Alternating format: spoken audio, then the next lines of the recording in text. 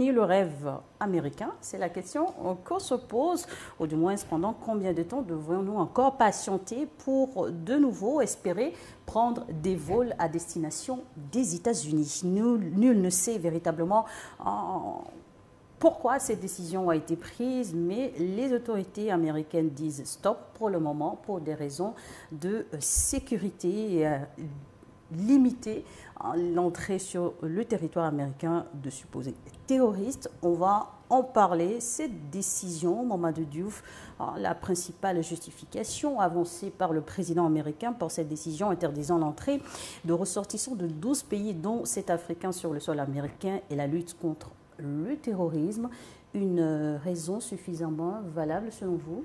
Excellence, Sogoyou Kigewe, les États-Unis veulent mieux protéger leur territoire, donc leurs citoyens, mais en Afrique, les réactions semblent, en tout cas, démontrer que c'est une décision injuste. Quel commentaire cela vous inspire? Mais écoutez, comme l'a dit M. Diouf, le président Trump a le droit de prendre toutes les mesures qu'il juge nécessaires pour assurer la sécurité de l'Amérique et des Américains. Personne n'ira commenter ça. Et c'est le devoir de tous nos États de prendre des dispositions qui assurent la sécurité du pays et des habitants du pays. Donc, si Trump veut vraiment assurer la sécurité des Américains, ça aurait été bon qu'on fit la liste des pays dont les ressortissants posent des problèmes de sécurité aux États-Unis et qu'on les trie par gravité de choses avant de dire, bon, tel pays ne sont pas admis à venir aux États-Unis. Peut-être aussi par mesure de précaution, d'élargir cette liste. Le problème, c'est qu'on a tapé sur les plus faibles. Vous voyez, quand il y a une décision, jette un coup d'œil circulaire, on veut que le peuple américain sache que le président lutte contre l'immigration et on tape sur les plus faibles. C'est-à-dire que ces gens-là, les gens de nos pays qui vont là-bas, ils ne causent aucun problème. C'est des gens, ils vont, ils travaillent. C'est des gens, ils ont 2, 3, 4 jobs dans la journée et la nuit pour vivre. Ce n'est pas eux qui posent des problèmes de sécurité aux États-Unis. Si l'Amérique veut régler des problèmes de sécurité, mais pourquoi ils ont fait un mur en Californie pour l'entrée sud des États-Unis? Mais le mur, pour finir, il ne fonctionne pas. On sait d'où viennent tous ceux qui font les trafics de tout genre, je ne dis même pas sur la drogue, tout genre, et qui causent des fusillades à longueur de journée dans les villes américaines. On les connaît. Maintenant, tu reviens, si on dit terrorisme, montrez-moi un seul acte terroriste posé par un ressortissant des pays cités. Je ne dis pas qu'ils sont tous innocents, mais qu'on nous les montre. Par contre, les actes terroristes aux États-Unis, on sait d'où ils viennent. Et le 11 septembre, mais il n'y avait pas un Africain dedans, à ma connaissance. Et s'il y a un Africain, justement, peut-être c'est un Égyptien. Sinon, il n'y avait pas un Africain dedans. Et c'est l'acte terroriste le plus violent, le plus, comment on dit ça, qui soit. Donc, aucun Africain n'est dedans. Donc, les Américains sont les gens les mieux informés, ils ont les meilleurs services de renseignement au niveau de la CIA, du FBI, du NS quoi, machin. Ils savent qui cause l'insécurité chez eux. Ils savent. Ça, ils ne peuvent pas plaider l'ignorance. Donc, maintenant, ils n'ont qu'à faire usage de leur connaissance des réalités pour prendre des sanctions contre les pays qui causent des problèmes d'insécurité.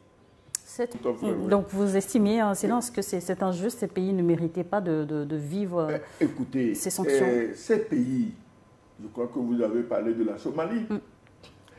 C'est les Américains, les Occidentaux même qui ont causé la pagaille en Somalie. Il y avait Siad Barre, on a dit que c'est un dictateur. On l'a chassé pour mettre les groupes terroristes. C'est comme il est terroriste. Après, ils sont allés soi-disant pour combattre ces terroristes. Et je crois que tu as vu l'événement poignant avec le film La chute de l'aigle, je crois, où on a tué des soldats américains qu'on a traînés dans les rues de Mogadiscio. C'est les Américains même qui ont préparé le terrain à ces événements. On cite un pays comme la Libye. Charlotte, laisse-moi te dire qu'avant la mort de Kadhafi, aucun Libyen ne quittait son pays pour aller vivre où que ce soit. On vivait, l'homme moyen, c'est-à-dire que le citoyen moyen lambda en Libye avait un niveau de vie 2 fois plus élevé que celui du citoyen lambda aux États-Unis. Aucun Libyen n'avait intérêt à quitter son pays. Qu'est-ce qu'ils ont fait? C'est les Américains avec Bill Clinton, non, avec Obama, avec le bandit qui a maintenant Sarkozy, la ceinture ou bien le bracelet de voyou au pied, et avec Tony Blair l'anglais. C'est quand ils se sont entendus pour aller assassiner Kadhafi et implanter les terroristes. On a dit, ah non, il n'y a pas de démocratie, il n'y a pas de droits de l'homme. Kadhafi, bon d'accord, Kadhafi est parti. Et on a amené une myriade de terroristes pour les implanter en Libye. En fait, il y avait des arrière-pensées. C'était pour voir comment envahir les pays africains. Le Sahel, a commencé par le Sahel. Ce n'est pas le Sahel seul. Hein. Nous tous, nous sommes dedans. Hein. Je le répète tous les jours. Donc, c'est eux qui créent ces situations qui font des pays les plus normaux, les plus honnêtes, des pays de terroristes. Mais malgré ça, on n'a jamais appris qu'un Libyen a commis un attentat aux États-Unis. Cela n'arrivera même pas. Ni qu'un Somalien a commis un attentat aux États-Unis. Mais si les Américains viennent sur le territoire somalien pour provoquer les Somaliens, tout comme les Américains, ont le droit de se défendre. J'ai dit que les Américains ont le droit de se défendre. Et les autres pays, c'est qui? Somalie. La Somalie, alors la Somalie, la Libye, la Somalie, le Soudan, le Tchad, le Congo, le Soudan, la Guinée équatoriale, mais également l'Érythrée. Attends, le Soudan. Qui a coupé le Soudan en deux? C'est les mêmes. Le Soudan était un pays. Justement, ces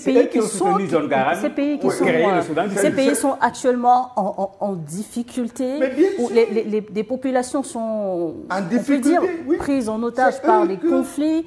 Est-ce que cette décision va être également enfoncer encore le clou? C'est eux qui ont foutu le bordel au Soudan.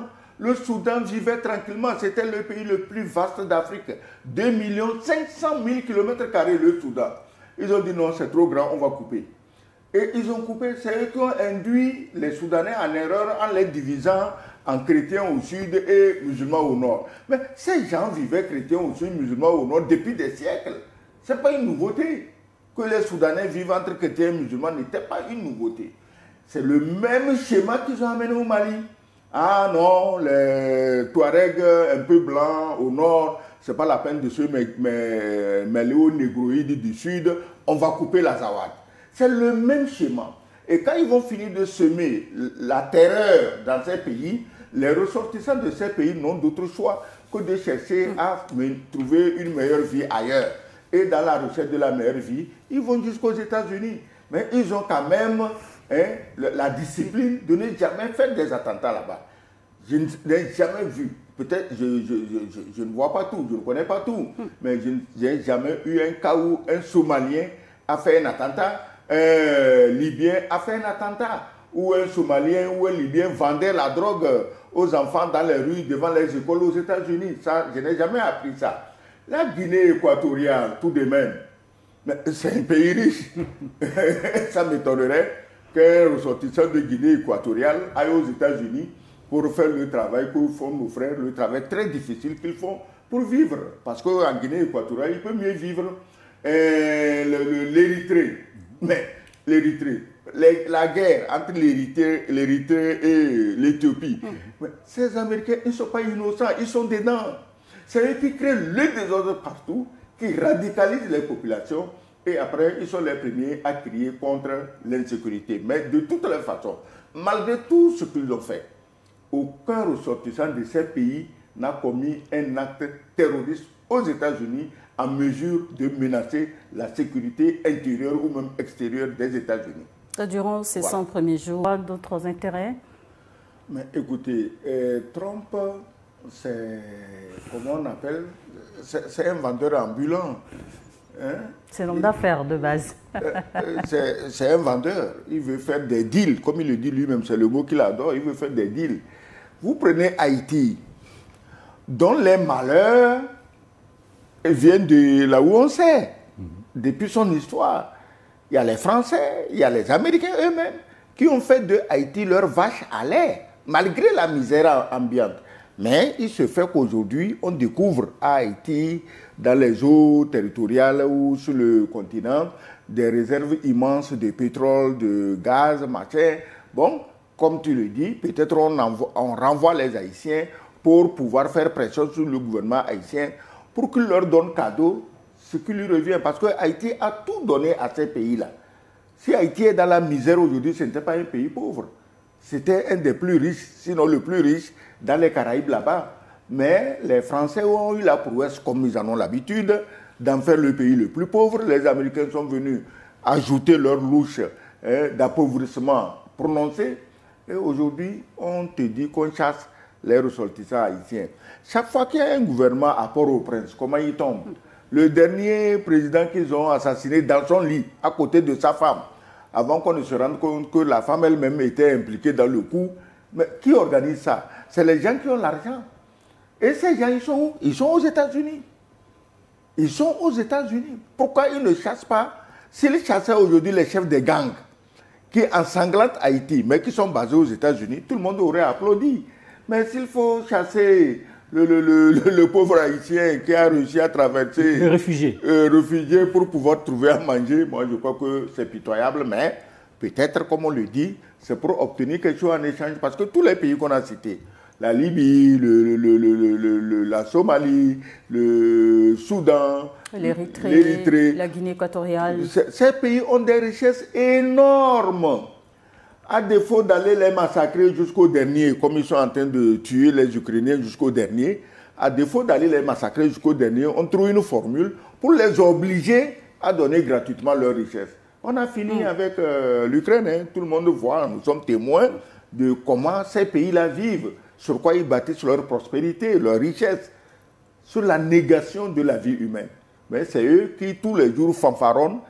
Ah, droit de l'homme, ah, démocratie, ah, liberté d'expression, c'est eux. Vous l'avez si bien pensé, alors que ces pays concernés pourraient réagir par des mesures de représailles ou peut-être décider de renforcer les coopérations avec d'autres partenaires internationaux? Oui, j'ai vu le Tchad qui a agi courageusement en prenant des mesures, disons, de réciprocité. Ce n'est pas représailles, c'est réciprocité. Tu m'interdis ceci, je t'interdis cela. En diplomatie, cela se fait. Mais même ça, que les Américains n'aillent plus au Tchad, dis-moi qu'est-ce que ça a changé en Amérique? Pas grand-chose. Que les Américains n'aillent plus dans les pays à qui ils ont interdit l'entrée. Mais forcément, les États-Unis doivent avoir des intérêts. Oui, ils attendent que les pays soient essoufflés et qu'ils aillent prendre les richesses de ces pays. C'est la tactique. C'est la tactique parce que ces pays, aujourd'hui, on se rend compte qu'en Afrique, il n'y a pas un seul pays qui ne soit assis sur des fortunes colossales. Est-ce que tu vois? Maintenant, toi, tu parlais tantôt de quoi? Démocratie, machin. Non, madame. Si la démocratie était quelque chose de bon, pourquoi on attend 1990 pour amener ça en Afrique? Alors qu'on saigne l'Afrique depuis au moins 2 ou 3 siècles. Dis-moi. Donc, on a trouvé une autre parade pour voler, parce qu'en amenant la démocratie, on dresse les Africains les uns contre les autres, et puis ça fonctionne, hein, cette affaire-là. Fonctionne tellement bien que le blanc n'a plus besoin de s'agiter. L'Africain tue l'Africain, le blanc vient prendre. C'est comme ça que ça se passe. S'il n'y avait pas la démocratie, ce ne serait pas possible. Donc, cette démocratie n'était pas venue aussi pour nous aider, pour nous libérer, pour nous développer. Elle est venue pour semer la zizanie entre nous. Les frères ne reconnaissent plus les frères. Les gens s'entretuent dans le même couple. Bon, la femme est ceci, l'homme est cela. C'est la pagaille générale. Voilà à quoi sert cette démocratie. Le jour où les Africains eux-mêmes concevront, bâtiront et appliqueront leur démocratie, ça sera dans notre intérêt. Pour le moment, ce n'est pas dans notre intérêt. Donc, on s'en fout de la démocratie. Ces pays-là, c'est eux-mêmes qui en ont fait des pays de rébellion, des pays de division, des pays de guerre et des pays de terroristes. La restriction